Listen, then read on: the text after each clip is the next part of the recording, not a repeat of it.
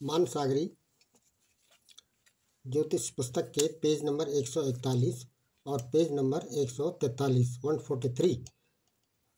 जैसा कि 141 से लेके 141 से 143 तक ये भावस्थ भावेश के फल विचार को स्पष्ट किया गया है। तो श्लोक नंबर 11 है, पेज नंबर 141। इसमें यह कहा गया है कि यदि षष्ठेश छठे भाव के स्वामी 11वें हाउस में जाकर बैठ जाते हैं तो ऐसी स्थिति में चौपाई से लाभ होने की संभावना बनती है। दूसरा, यदि अष्टम भाव के स्वामी अष्टमेश लग्न में जाकर बैठ जाते हैं तो ऐसी स्थिति में राजा से धन प्राप्ति की संभावना व्यक्त की जा सकती है, अर्थात राज सेवा का इससे संकेत दिया जा सकता है। अब इन दो ही बातों को, ये जो दो विचार यहाँ पर चर्चा में लिए गए हैं, इनको यदि हम गोचर से इनको स्पष्ट करें तो ये ग्रह गोचर है इस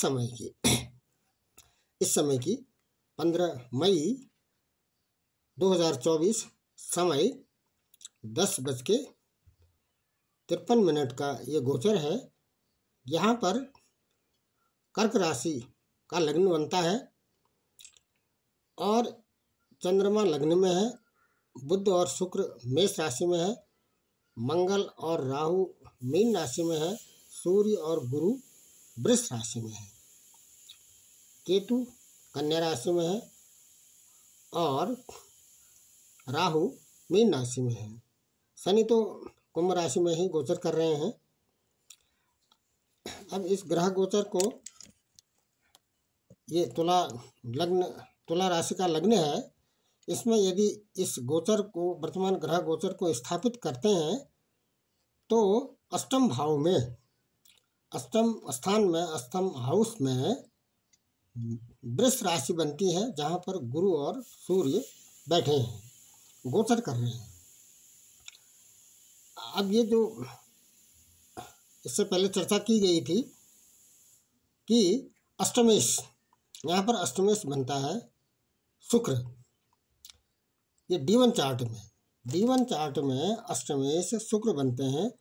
शुक्र यदि लग्न में जाकर बैठ जाते हैं तो कष्टकारी जीवन तो देंगे ही, ये वो तो इनका इस हाउस का फल तो देंगे ही, लेकिन यहाँ पर इनको अष्टमेश का दोष कम लगेगा। क्योंकि ये अपनी राशि में बैठे हुए हैं, स्वराशि में बैठे हैं और राज सेवा बनती है। इस जन्म पत्रिका में ये अष्टमेश होकर लग्न में बैठे हैं, एक बात।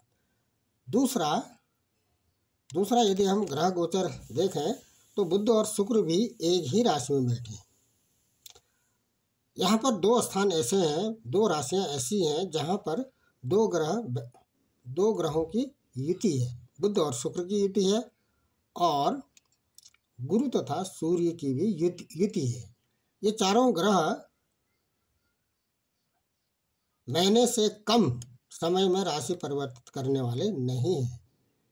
जैसा कि सूर्य है लगभग 1 महीना रहेंगे और गुरु तो 1 वर्ष तक एक राशि में रहते हैं और बुध लगभग 27 दिन में और शुक्र 1 महीने के आसपास ये भी गोचर करते हैं और चंद्रमा तो 2.25 दिन में ही अपनी राशि परिवर्तित कर देंगे। दूसरा इसमें ये देखना है कि यहाँ पर षष्ठेश, यदि D1 चार्ट को देखें तो D1 चार्ट में षष्ठेश बनते हैं।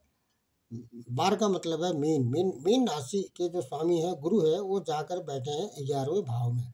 वैसे इस जन्म पत्रिका के लिए इस 11वें भाव में जो राशि बनती है और जो यहाँ पर ग्रह बैठे हैं वो बाधक हैं, बाधक तो हैं ही हैं, लेकिन ये एक संकेत अवश्य देंगे, वो ये कि ये चौपाई से लाभ कराएंगे। अब वर्तमान परिप्रेक्ष्य में राजा से धन प्राप्ति का मतलब इसको राजयोग, राज सेवा कहा जा सकता है। और चौपाई से लाभ का मतलब पशुपालन, इसमें विभाग कहा जा सकता है। तीसरा जो इसमें स्पष्ट किया जाना है वह यह कि ऐसे ये जो 4 ग्रह हैं जो एक ही राशि में बैठे हैं और वो एक ही कक्षा में हैं और उनके नक्षत्र भी एक ही हैं और नक्षत्र लॉर्ड भी एक ही हैं। जैसे जैसे सूर्य डिग्री के आधार पर सूर्य शनि की कक्षा में है। जैसा कि इससे पहले कक्षाओं के बारे में विस्तार से बातें हो गई हैं। शनि से लेकर के लग्न तक 8 कक्षाएं हैं। शनि का 2.5 वर्ष है और गुरु का 1 वर्ष है और मंगल का लगभग 57 दिन है। उसी प्रकार से सूर्य लगभग एक महीना और उसके बाद शुक्र 1 महीने और बुध भी 1 महीने के आसपास, और चंद्रमा तो 2.25 दिन में ही राशि बदल देते हैं। लग्न 2 घंटे में बदल जाता है। तो यहाँ पर कहने का मतलब ये है, मुख्य आशय ये है, मुख्य इसमें चर्चा का विषय ये लेना है कि सूर्य और गुरु दोनों शनि की कक्षा में हैं। कक्षा माने भ्रमण मार्ग, उसी रास्ते में है जिस रास्ते से सूर्य जा रहे हैं, उसी रास्ते में है जिस रास्ते में गुरु जा रहे हैं। दोनों की एक ही कक्षाएं हैं और दोनों का नक्षत्र भी एक है। दोनों कृत्तिका नक्षत्र में है। ये दोनों कृत्तिका नक्षत्र सूर्य के नक्षत्र हैं। तो सूर्य भी अपने ही नक्षत्र में है और गुरु भी सूर्य के ही नक्षत्र में है। दूसरा बुध और शुक्र की भी यही स्थिति है। बुध गुरु की कक्षा में है और लेकिन शुक्र तो चंद्रमा की कक्षा में है। और यदि इनके नक्षत्रों को देखा जाए तो बुध अश्विनी नक्षत्र में है, इसके स्वामी केतु बनते हैं। और शुक्र यहाँ पर चंद्रमा की कक्षा में है और भरणी नक्षत्र में है और ये अपनी कक्षा में है।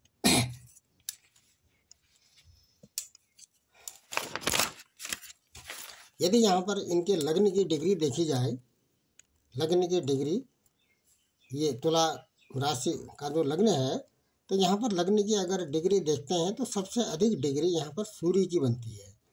लेकिन गोचर यदि देखते हैं तो गोचर माने जन्म का समय भी गोचर है, ग्रहों का गोचर है। जन्म के समय पर भी ग्रह गोचर में रहते हैं। तो ये जो वर्तमान गोचर है इस समय का 10:53 का जो गोचर है, इसमें सबसे अधिक डिग्री यहाँ पर चंद्रमा की बनती है। चंद्रमा इसमें आत्मकारक है। क्या इसका तात्पर्य हुआ? चंद्रमा आत्मकारक है और अमात्य कारक है। इसमें दूसरे नंबर पर शनि है। तो इस प्रकार से भी शनि और चंद्रमा के बारे में, शनि की अंतर्दशा भी चल रही है और बुध की महादशा चल रही है। बुध की महादशा चल रही है और शनि की अंतर्दशा चल रही है। ये जितने भी यहाँ पर 2 बातों को लिया गया है, तो ये तभी उसी स्थिति में कार्य करेंगे जब इनकी दशा और महादशा आएगी। तो वर्तमान में बुध की महादशा चल रही है और शनि की अंतर्दशा।